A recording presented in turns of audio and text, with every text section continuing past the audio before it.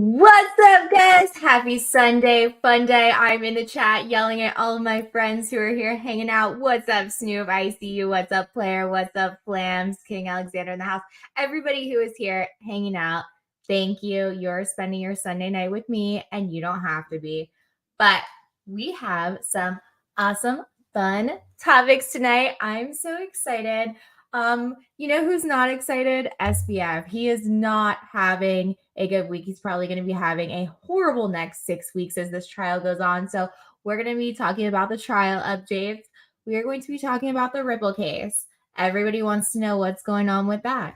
We're going to talk about Zahal and a message to the XRP to Ripple from the XRP army, not the XRP army, but from some angry developers. We have some juicy details on that. We have some juicy details on the domain debacle. Yes, it is a whole freaking ordeal. So we're going to get into that. We have happy birthday to Zen, by the way. Happy freaking birthday. We're going to talk my lead from the Mandrills NFT and how shill groups are making thousands of dollars on X. It's insane. Let's get into it. What's up, Johnny? I see you in the chat. I love you guys. So that's my warrior out there. And we have something super special launching tomorrow. Yeah, that's right. That's Merlin. So I had to shout that out for you, Johnny. All right. So let's get into a little bit of our friend SBF. He's not our friend. Who are we talking about? Like, as Johnny Crypto loves to say, Mini Madoff. All right, so we know John Deaton. He is the leader of the XRP army, and he is slamming FTX CEO and his supporters. Guys, there are people out there who are really trying to say that SBF is a good dude, that he made some errors, but he actually had really great intentions. Are you fucking kidding me? This guy is, as Johnny would say, a rat snake weasel. He is a slime ball. He sucks. He is probably the worst vegan I've never met. Okay, guys. People who believe SB Fraud is a good guy, this is a quote from John Deaton, who made mistakes and FTX grew too fast and it all got away from him, should never be in charge of other people's money and certainly should never be interviewed by 60 Minutes or other news outlets. I could not agree with you more. This guy shouldn't even have access to the internet. And can we just talk about how conveniently there was a hack of millions of dollars right before his trial started? Millions, multi-million dollar hack. Let's please not give him any access to the internet right now. It's just the safest move because that seems pretty freaking convenient, especially after. And I'm not trying to put on my tinfoil hat and say that this money was given to Biden or to Iran and stuff like that, but I really don't trust the Democrats. So sorry, guys. I said it. Not that sorry. So let's back it up a little bit. So the trial's going on right now. He has a bunch of his friends who are all taking a stand, right? Well, they were his ex-friends and people that worked for him. And to back up, he misappropriated about $8 billion. That's a lot of cash, guys. Now, this new guy who stepped in, John Ray III, he has managed to recover about $7 billion of that $8 billion. That's pretty good. But it's just funny how these hackers just, stole a bunch of that. Yeah. I don't trust any of it ever. So all of SBF's old homies are all turning their backs on him. So there's been a lot of juicy stories coming out. Sex, signal messages, and sabotage. SBF's top execs and Bahamas roommates tell all in court. They're like, yo, yes, he made us do bad things. Please don't give us a lot of time. He said he was having sex with Caroline. I know, we can't believe it either, but it really happened. And they're admitting to all of this stuff. They are singing like canaries because they do not want to go to jail. So the trial is set to last 6 weeks. It's going to resume on Tuesday with key testimony expected from Caroline. She is their star witness in this. So this time she gets to be a star. Maybe not in the way that she planned. She probably planned. At least there's no sex tapes yet, right? I'm kind of waiting for that, but do we really want to see that? So Sam Bankman-Fried is facing 7 federal charges, including wire fraud, securities fraud, and money laundering. They could put him in prison for the rest of his life. Like I said, he's looking at up to 110 years in prison if convicted on all charges. If he just gets like a little slap in the wrist and does not get like at least 40 or 50 years, they are not sending, in my mind, a strong enough warning to those who are bad actors in the space. I think I have a cat here. There we go. It's absolutely insane. So I really hope that doesn't happen. So they're saying basically like Wang, who was one of the first people that testified against Sam, basically that they had no way, that they were aware that there were holes and that Alameda had no way to repay the roughly $14 billion hole in its books. So they saw shit starting to go bad. Wang returned to the US and met with prosecutors. He is facing up to 50 years. And that's why he is singing like a canary. So he told jurors he signed a 6-page cooperation agreement that requires him to meet with the prosecutors and answer all of their questions truthfully. By the way, guys, I have to tell you this. Hang on, let me give you the picture here. SBF got a new look. Are you seeing this? He chopped off the fro. You know what? You can't trust a fat vegan, but you also can't. That's horrible. No, he should have. A lot of people are saying he really just should have kept the curls. He should have kept the look going because now he just looks sus. I think he looks terrible either way, but that's just my opinion. This is the best picture I could get of him, by the way. I could not find other ones. So if you have a picture of SBF with his new haircut, I would love to see it. Okay, so other highlights of what's going down. Basically, if you don't know that much about the details, let me just lay it out. Is this Wang? Yeah, Wang saying that we gave special privileges on FTX that gave unlimited withdrawals on the platform to Alameda. And Alameda was allowed to withdraw and transfer those funds and had a $65 billion line of credit. When customers deposited USD, it went to Alameda, and it existed in the computer code. Alameda could have negative balances and unlimited withdrawals. So this was a bug in the code that was written by Singh. Okay, so Wang also told the court about a $1 million personal loan that he received and a $200 million to $300 million loan in his name from Alameda that was never deposited into his account, but rather was used to make investments into other companies on behalf of FTX. So that was all done by Bankman-Fried, and that is what he testified. Shit is going down. There's some text messages all about their apartment. They're like, how are we going to pay for this penthouse? SBF's like, yo, I'm pretty sure Alameda's picking up the tab. And then we have Yedida, and he is another person who was in on this, one of the other FTX people. I'm pretty sure he was a developer. Yeah. One of his responsibilities was fixing the bug in the code that gave Alameda preferential treatment. In June 2022, he submitted a report to SBF on Signal that showed $8 billion in customer money held in an internal database tracking the cash wired to Alameda called the Fiat at FTX, and it was missing, gone. So they talked about this over some pickleball, and SBF was like, yeah, that seems a little odd, maybe a little bit of money. And then over time, he started to become a little bit worried and nervous. So during this trial, Everdell also drilled Yedida on his high level of compensation, and Everdell is Sam Bankman-Fried's attorney. Okay, so this is on cross-examination. He drilled Yedida on his high level of compensation in his less than 2 years at FTX. First of all of these developers, I don't care, and this is a huge problem in so many different companies I'm seeing, where they think they should be paid a shitload of money before they deliver. Now, obviously, we know FTX was completely huge, But at the same point in time, his base salary was 175,000, 200,000, but he received multiple bonuses of more than $12 million in cash and company equity.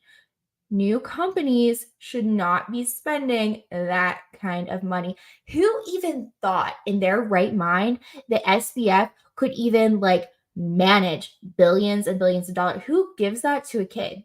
Like, and then you have people like Kevin O'Leary who are like, oh yeah, you know what? I would trust him again. Like he's really a good guy. Bro, what the fuck? Like that is when I lost all respect for that dude.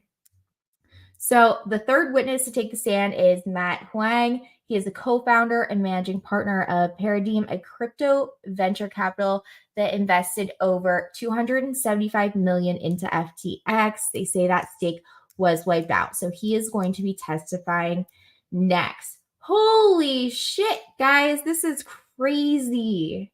It is going down. Whew. I need to take a drink after that.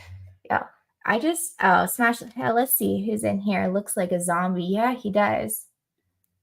What shocks me is the lack of coverage of this in the UK.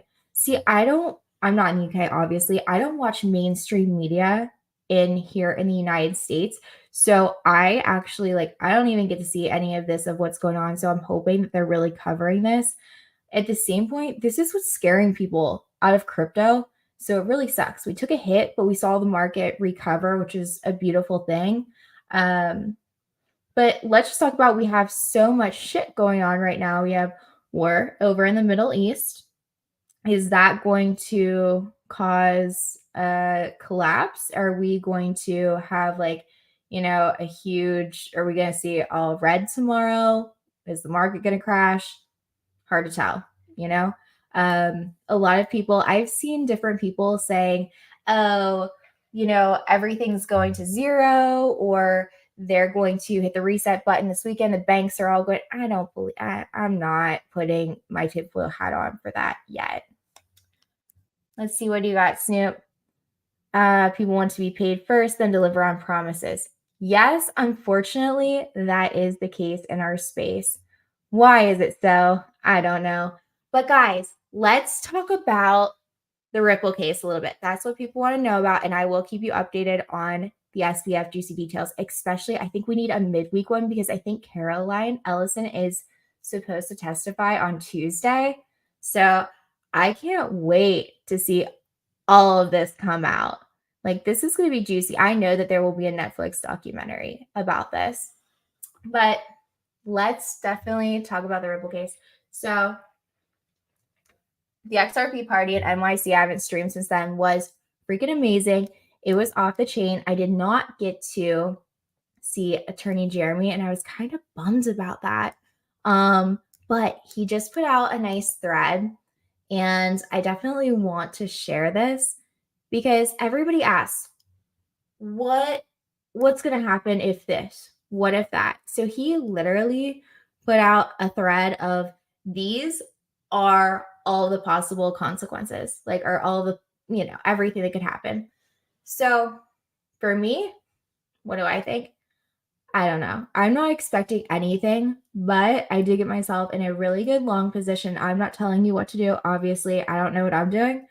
But if news comes out of a settlement, I want to be ready to catch those green candles.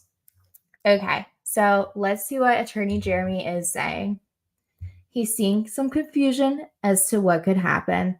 Let me tell you all of the 10,000 things. There's not really 10,000 things, but this is worth knowing, right? Because, guys, this is everybody's asking this question every single day. So, overview, what happened? The judge issued a summary judgment and denied an early appeal. Remember, she said XRP on its face is not a security. And the SEC filed an interlocutory appeal, which got thrown out. She was denied, because that's all based on fact. The SEC has a 100% right to appeal when the whole case is finished, and that will happen when there is a final judgment. As you will see, the SEC has no real good options. Let's get into them. Okay. Possibility number one, The SEC moves forward with the trial next April against the individual defendants. And he said that where he's getting these statistics, I really have no clue. 39%. Okay. So the judge has left only the hardest part of the case for trial. The SEC could easily take an L at trial and have some of its dirty laundry aired at the same time. And by dirty laundry, guys, I'm hoping that they're talking about ETH and all of the dirty business that went down regarding ETHgate. And we know Bill Hinman and Jay Clayton and all of those dirty, dirty mofos that are, taking bribes and doing what they shouldn't. And part of me thinks that they may have approached Ripple at some point in time. We're like, yo, give us some of that sweet, sweet escrow, boo. And he was like, go F yourself. And they were like, we're going to sue you. And it could have happened. And maybe like Vitalik just gave in and Joe Lupin, they were like, yo, here, get rich. I don't know. I wasn't there, but I'm saying something shady happened. Okay, so Attorney Jeremy's like, if the SEC goes to trial, an appeal of the case won't be filed until 2025. No, guys, I cannot deal with this until 2025. Oh, sweet baby Jesus. Please no. Please just no. If we go to 2025, there better be a ruling and we better have clarity like no other. Like this is, I really don't want to hold XRP through a bull run again and it not reach its full potential. But I also understand that, patience is key. I get it. I understand everything, but Jesus Christ. That means an appellate ruling won't likely come out until 2026. I'm going to have a fucking heart attack on the stream. Jesus, Jeremy, how you gonna do me like that? Then, even if the SEC wins on appeal, the case would most likely be remanded back to Judge Torres for further litigation. I hate this fucking option. I hope that this doesn't happen. But at the same point in time, Brad said they wouldn't settle. Has he changed his mind? I don't know. Okay, what else do you have for us here? What was the chance of that? 39%. Those aren't bad. I mean, guys, 39%. I don't know where he gets these odds. Okay. So let's see possibility number 2. The SEC could settle the case against the individual defendants and move forward with obtaining a final judgment against Ripple and then appeal. The chance of this is only 32%. This is the SEC's best option. For that reason, I doubt they do it. Great. Settling out the individual defendants gets the SEC to an appellate court about 9 to 12 months faster and saves its resources by bypassing a very difficult and overreaching case. After settlement of the individuals, the case would go straight to remedies litigation. Remedies litigation would still require months and months to complete, which was part of the SEC's argument as to why it needed an early appeal. This option would still go deep into 2026. August 14th, 2026 to be exact. Oh my God. I am getting too old for this shit. I was hoping that we would moon by 2025 at the latest. Like, I'm going to need so much hair color for these grays and Botox. Like, you don't understand what this is doing to me. Oh, Jeremy, say it isn't so. Guys, this is why it's important not to put all your eggs in one basket. Like, I love XRP, but, I diversify a little bit. But I'm still holding it, but I'm diversified. Oh, man. And learning how to trade. It's very, very important. Okay, so option number 3. Please make this better. The SEC settles all litigation against Ripple and the individual defendants. Yes, this could happen at a settlement conference, such as the judge required below, and that has to happen by April 16th, 2024. So we will know if there is a settlement by April 16th, 2024. I am just really hoping it comes before that. So settlement is a good option for the SEC. It gets to publish another win and collect a big, big check from the bad guys. The judge cleared this path for them by clarifying that her ruling only applies to facts specific to XRP. Chance of this happening, 18%. I hate every single one of these options, guys. I did not read these until I got on stream with you because I was like, listen, I'm going to learn about this together with everyone else and hear what he has to say. I've already read the speculation from everyone else in the space. And by the way, no one knows anything. Okay. Finally, something else I haven't thought of could happen. Who knows? Chance of happening, 8%. Please tell me that Gary Gensler is just an alien and he gets sucked back up to space. As you can see, the SEC has a couple of bad, lengthy options.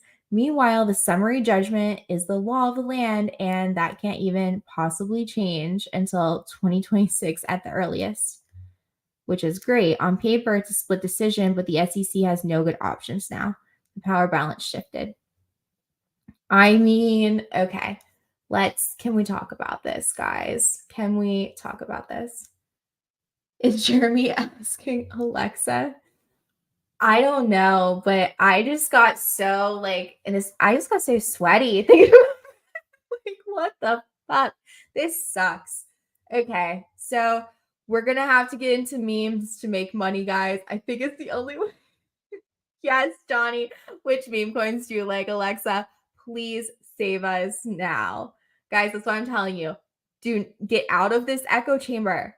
Like, watch what's going, stack your bag to where you want it, play your trades how you want to, but get out of this fucking echo chamber and look at everything else that's building around you. If you don't, you're gonna miss out. Like, anything could happen, but good holders at Nonstop Show.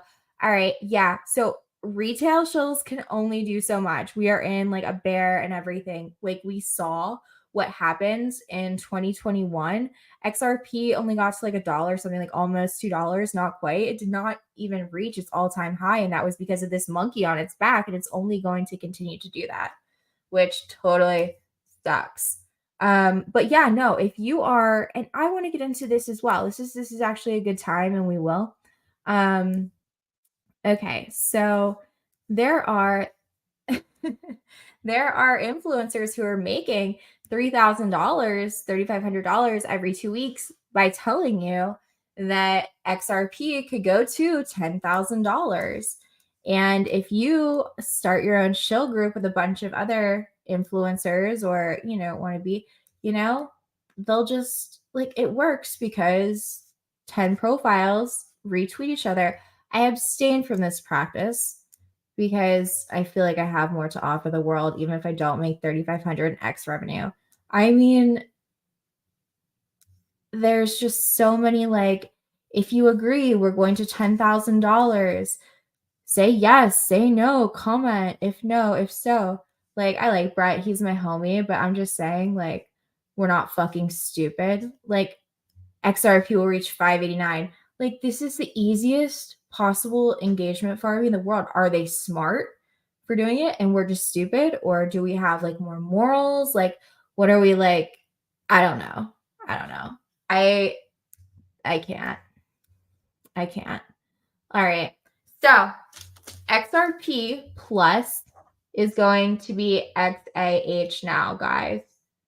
That is Zahal. Do not get it twisted.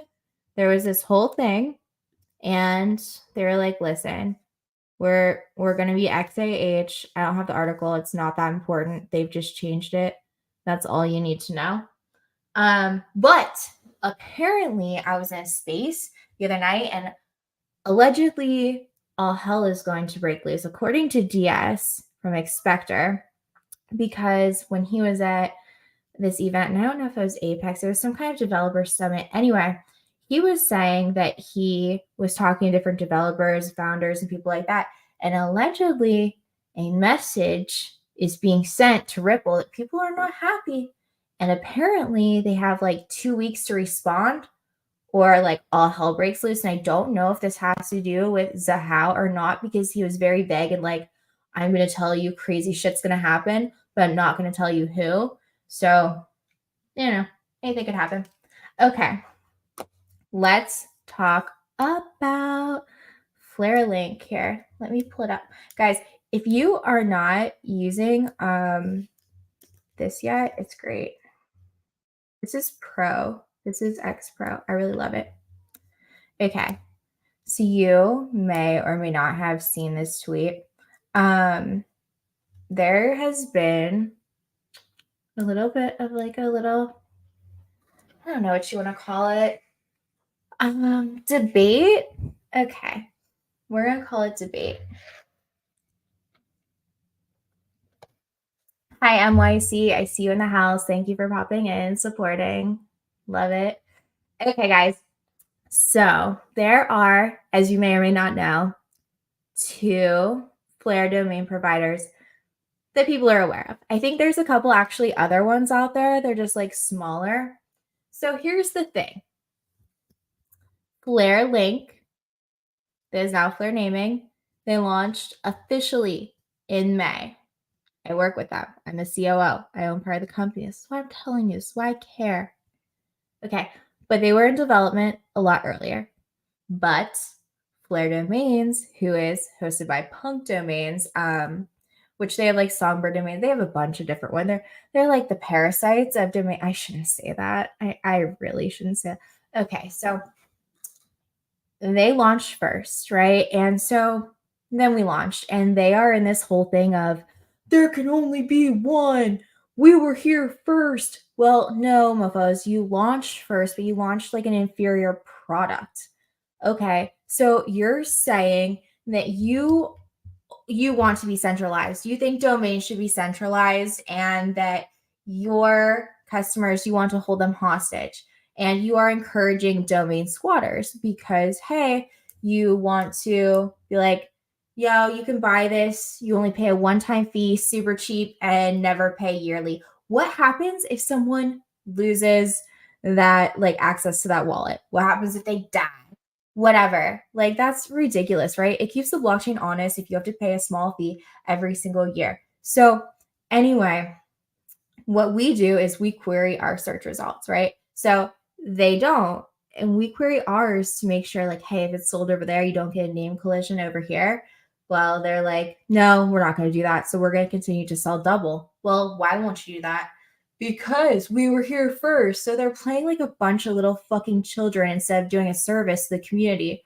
Well, you're saying then that the community can only use the products that you make with this domain. What if they want to use our website builder and everything that we come out with for their .flr? You're saying you want to lock them in. That is not first principles. That is not decentralization, guys.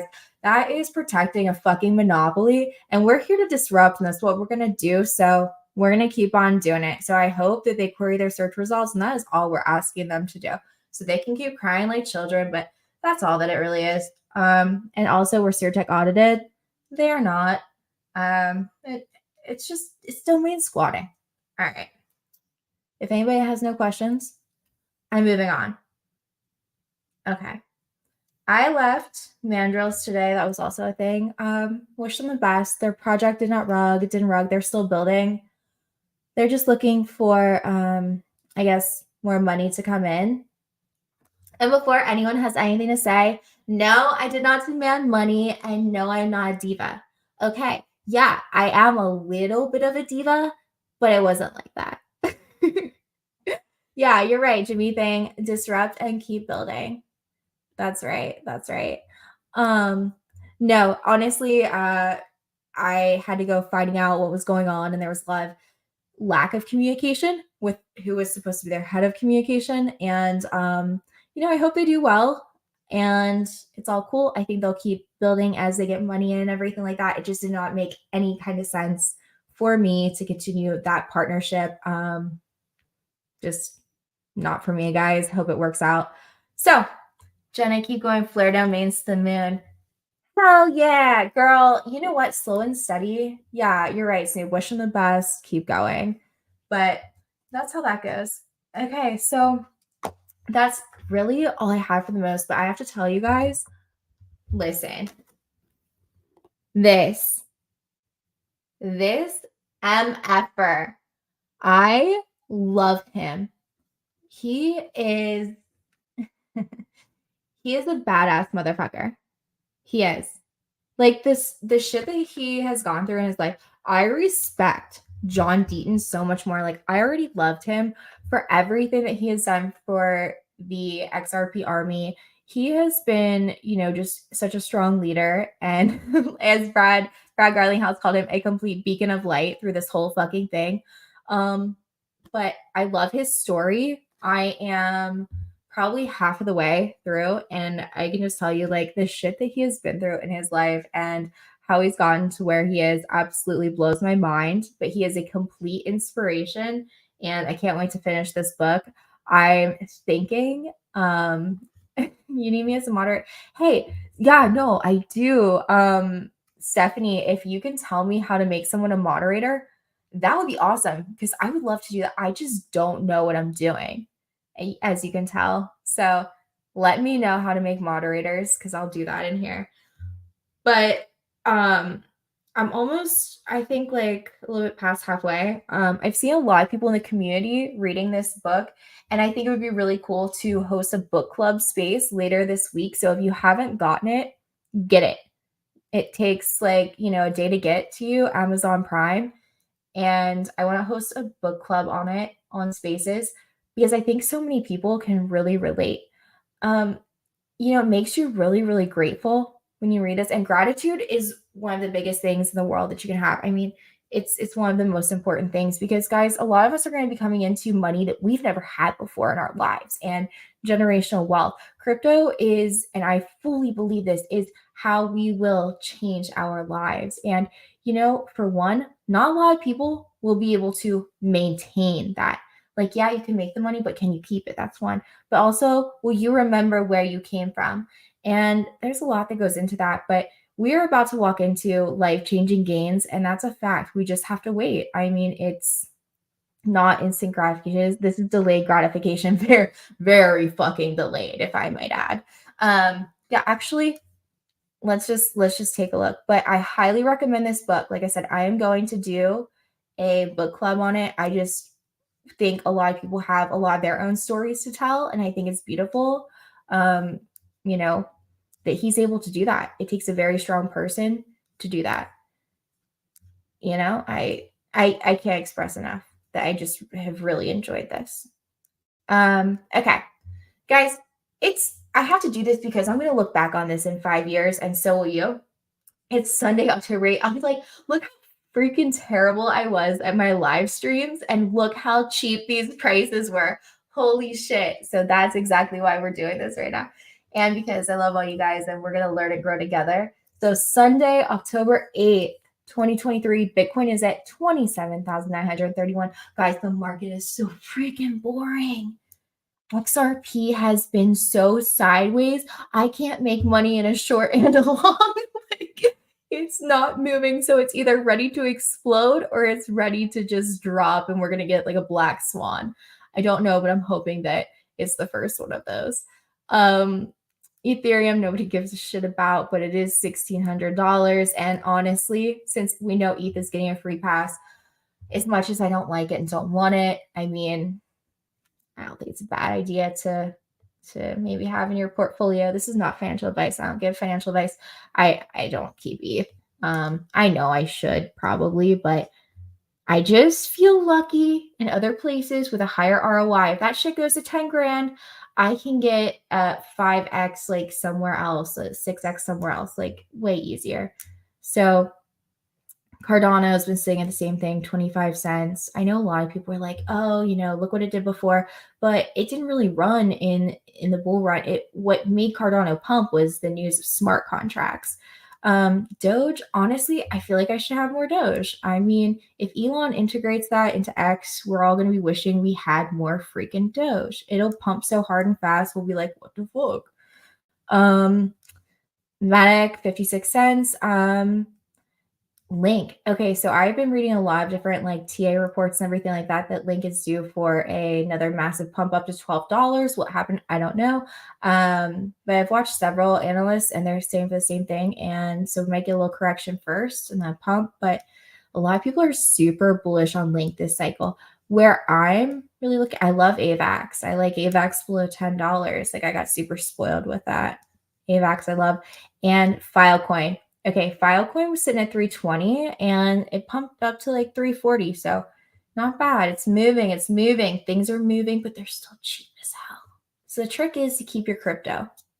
and not cashed out. Notice how a couple weeks ago we were really we were about 10 points less in the fear and greed index. We were down to like 35. Now we're up to 46. So we're in the neutral. So this isn't like a high like buy, but if you consider like how low we are, it's a bull run. I mean, this is great. I am only talking about blue chips on here. I know because I have learned something, guys, and this isn't being cocky, but if I talk about something with a really, really low market cap and that shit pumps and I get out and you're still like, but Jenna, you said. I'm gonna be like, oh God, I don't want to hear it. And I won't be responsible for any of that. So I'm really not gonna talk about too many low market cap gems. It's like it's too much responsibility.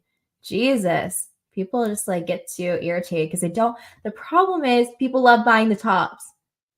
They love buying tops and selling bottoms. And that's not my fucking problem. But it happens. Look into ICP.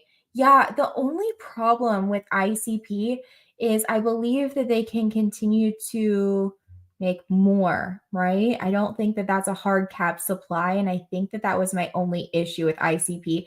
But if I'm wrong on that, please let me know. But I think that that's why. Yeah, we do love it. So, okay, guys, that is all I have for tonight. Tune in. I'm going to be on Thursday. We're going to be talking about what went down with SBF and any other cool, fun drama and just other things that are going on that are news and that I think are relevant. But I love you guys. We are all in this together. Thanks for hanging out. Happy Sunday.